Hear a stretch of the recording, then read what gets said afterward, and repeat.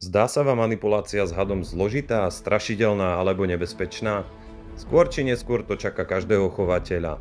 Chceš vedieť ako správne na to, aby to bolo bezpečné hlavne pre vás a pre vaše zviera? Ahojte všetci, vítajte späť a v tomto krátkom videu sa pozrieme na jednu zo základných vecí, manipulácia s hadmi. Vysvetlíme si základné pravidlá. Prečo manipulovať, ako manipulovať, kedy je vhodné toho hada do ruky vôbec nebrať a všetky základy, čo sa týka handlingu hadov, aby to bolo bezpečné pre vás, aby to bolo bezpečné pre to dané zviera. Vítajte.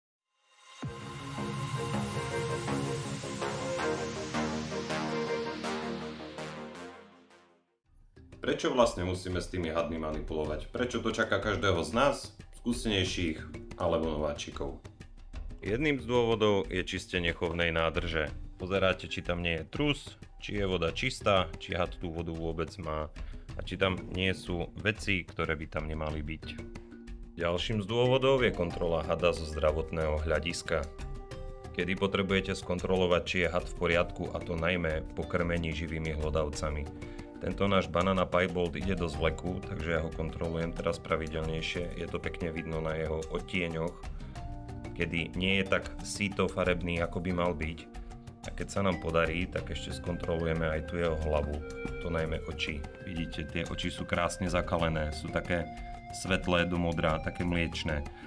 Teraz má ten had zhoršené vnímanie, slabšie vidí a je citlivejší na dotyk. Ďalšou základnou vecou, prečo je potrebná manipulácia s hadom, je socializácia.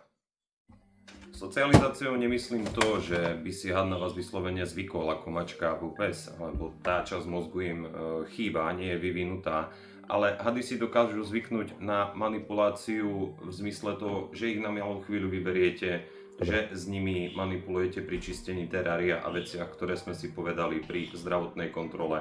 A tak bude ten had už oboznámený s tým, čo ho reálne čaká a vyhnete sa tak nepríjemným veciam, ako sú útoky, úteky a podobne. Pre správnu manipuláciu sa musíme naučiť jednu základnú vec, a to je čítanie reči tela hada. Vo všeobecnosti hady fungujú v troch režimoch alebo v troch módoch. Tým prvým je obranný postoj alebo defenzívny, kedy had zaujme polohu S, je strnulý, vyslovene to svalové napätie tam môžete vidieť. Na tejto užovke môžeme nádherne vidieť jej defenzívny postoj. Keď sa zameráme na jej chvost, na jej výstražný postoj, na tú polohu S a celkovo na to svalové napätie, tak môžete vidieť, ako krásne viete rozpoznať reč tela hada pri defenzívnom postoji. Taký malý edit, nebojte sa, kusnutie užovky takejto veľkosti nebolí. Užovka má takto malinké zúbky, ktoré ledva cítite, ledva preniknú ľudskou kožou. Ďalším defenzívnym mechanizmom, a je to hlavne pri krajtách kráľovských, ball python, je toto. Čiže keď toho hadíka vezmete, skrúti sa vám do takejto guličky, čo znamená, že je v totálnej defenzíve, ten hadík sa snaží skryť si hlavu, jednoducho sa snaží brániť a preto aj dostali názov ball python, loptový had. Vytvoria takúto guličku a chránia si hlavu. Druhým postojom, druhým módom je kľudný mód, čiže had kľudne snorí, vidno, jak ten jazyk mu kmita vonku, čiže ochutnáva to svoje prostredie a hady sú vtedy uvoľnené. Môžete vidieť tie ladné pohyby, vôbec tam nie je nejaké svalové napätie. Tým tretím postojom je žrací postoj, ale to už je v podstate vtedy, keď ten had idete ho krmiť, zacíti alebo uvidí svoju korisť a jednoducho dáva sa do tej polohy S, čo je útočná poloha, ale je už prepnutý v tom žracom móde. Počkať, stop, túto pasáž si pozrieme ešte raz, lebo je to krásne vidieť, ako had útočí a aký krátky čas mu trvá od toho, kedy spozoruje korisť a zaútočí na ňu.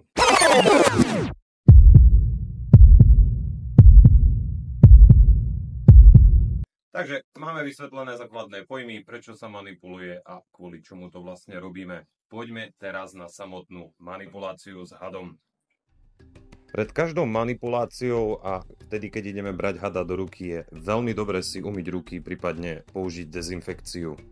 Zabránite tak prenosu baktérií, prípadne z vás môže ten had zacítiť iné zviera alebo pachy, ktoré by ho mohli zmiasť a otočiť ho tak proti vám.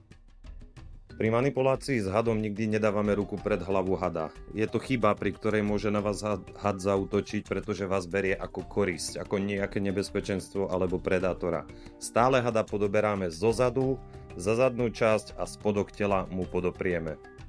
Hada sme si teda vybrali a tu je potrebné dodržať ďalšie základné pravidlá. Hada stále podopierame v dvoch častiach. V prvej tretine za hlavou, pozor, nikdy mu nechytáme hlavu, a v druhej tretine, čo je zadná časť tela. Vtedy má ten had pocit opory a vy tak s ním viete pekne manipulovať a ostane vám kľudný. Aj pri manipulácii s veľkým hadom je to úplne podobné. Áno, beriem, ten strach tam určite je, keď má had 2,5 metra, ale jednoducho postupujete presne rovnako. Nikdy nedávate ruku pred hada, pred hlavu hada, ale beriete ho pekne zozadu a snažíte sa ho stále podobrať tak, aby ste mu istili prvú tretinu tela a druhú tretinu tela. Vytvárate mu tým oporu, nič iné. On vás bude brať v podstate ako oporný bod, ako nejaký strom konár, čiže nikdy nenechávajte hada visieť na jednej ruke. Had sa splaší a nerobí to dobre, čiže dve oporné body pri manipulácii sú stále potrebné. Pokiaľ máte väčšieho hada, je dobré, aby tam niekto bol poblízku, keby sa náhodou dačo stalo, uhryznutie, vypadne nejaké obmotanie. Ďalšou z vecí pri správnej manipulácii to, že vy si hada musíte viesť tam, kde chcete, aby išiel. Jednoducho, viesť ho tou cestou nikdy, ja to urobím teraz, ale nedávajte si hada tak, že ho budete si dávať rovno pred tvár. Hlavne zvlášť pytóny, ktoré majú termoreceptory, čo sú tepločidné jamky, citlivé na teplo. A keďže človek vydýchuje nejakých 36-37 stupňov, tak môže si had popliesť. Čiže nikdy si nerobte to, aby ste si hada viedli rovno na vašu tvár. Môže sa stať, že vás uhryzne. Čiže manipulujem s hadom tak, aby som si ho viedol tam, kde chcem, aby išiel. Ďalším faktorom, ktorý je potreba ozrejmiť, je to, že hady sa samozrejme zvliekajú. Preto aj manipulácia s hadmi, ktorí sú v období zvleku, je obzvlášť náročnejšia. Hady vtedy menej vidia, sú stresovejšie, sú nervóznejšie a sú citlivejšie na dotyk. Majú zhoršené vnímanie okolia a preto sa cítia aj viacej ohrození a v nebezpečenstve.